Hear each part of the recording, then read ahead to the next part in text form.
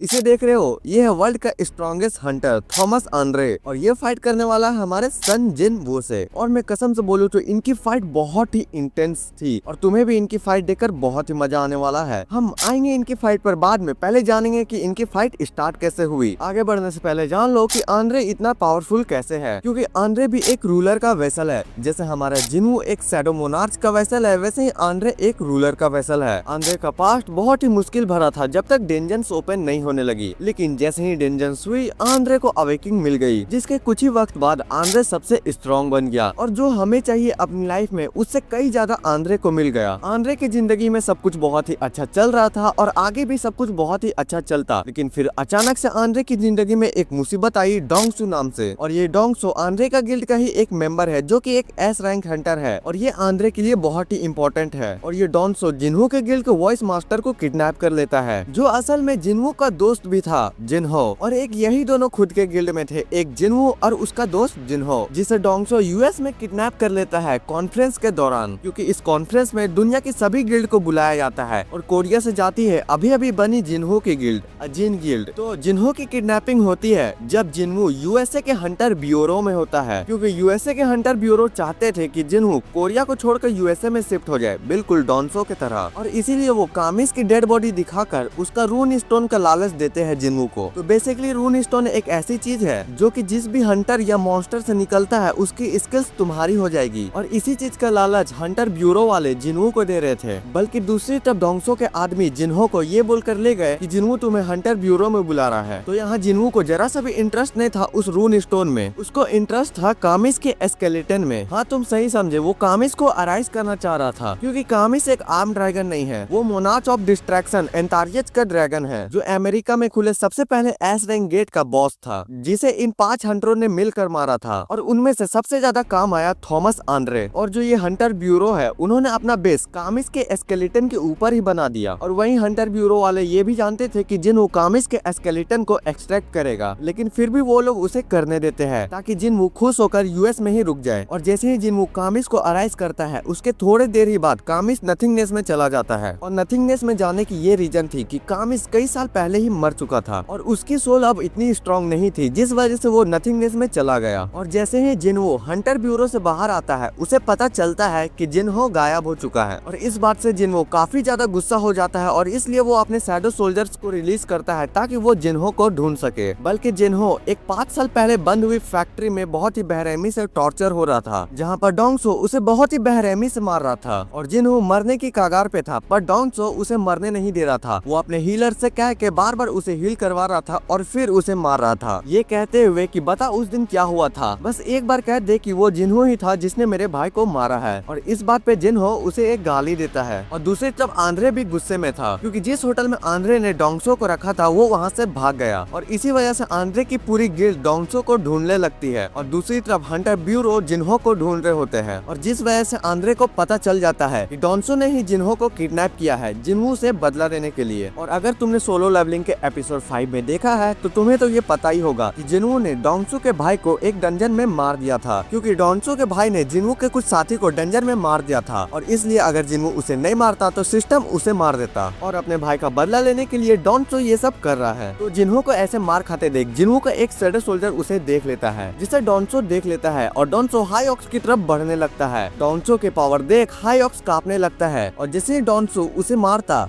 Exchange, इसके बाद क्या, जिन्हो डोंगसू को एक पंच मारता है और वो पंच इतना पावरफुल होता है कि डोंगसू के मुंह से खून निकलने लगता है और वो दूर जा गिरता है, जिसे देखकर पीछे बैठा जिन्हो हंसने लगता है। जिन्हो अपने सिस्टम से एक स्पेल निकालकर उसे पिलाता है, लेकिन सिस्टम कहता है कि इसकी एचपी 10% है, इसलिए ये स्पेल उस पर काम नहीं करेगी, जिससे जिन्हो और भी ज्यादा भड़क जाता है और गुस्से से डोंगसू के साथियों की ओर देखता है और बोलता है कि तुम में से एक हीलर है तो इसे जल्दी से हील करो। लेकिन उन्हें जिन्हो की भाषा समझ नहीं आती, क्योंकि जिन्हो कोरिया में बोल रहा होता है। और तभी पीछे से आवाज आती है, डोंगसू कह रहा होता है कि जिन्हो बोल रहा है कि उसके दोस्त को हील करो। और दूसरी तरफ आंद्रे को भी पता चल जाता है कि फाइट स्टार्ट हो गया है और इसी वजह से वो अपने कार का दरवाजा खोलता नहीं बल्कि तोड़ देता है और उन दोनों की तरफ जाने लगता है, ये कहते हुए कि मैं जल्दी से जल्दी वहाँ पर जा रहा हूँ, तुम लोग भी आ जाना। डोंगसू कहता है कि हम आज एक दूसरे से पहली बार मिल ही गए। वहीं जिन्हो अभी भी उन्हें कह रहा होता है कि मैं तुम्हें आखिरी बार कह रहा हूँ, इसे हील करो। तभी वहाँ पर एक 1.5 साना बोलता है कि मेरे बॉस से पूछो। तभी जिन्हू उसे एक ही रैप्टे में सुला देता है और फिर दूसरे से कहता है कि क्या तुम इसे हील कर सकते हो। दूसरा कहता है कि नहीं, मैं एक कॉम्बैक्ट टाइप का हूँ। तभी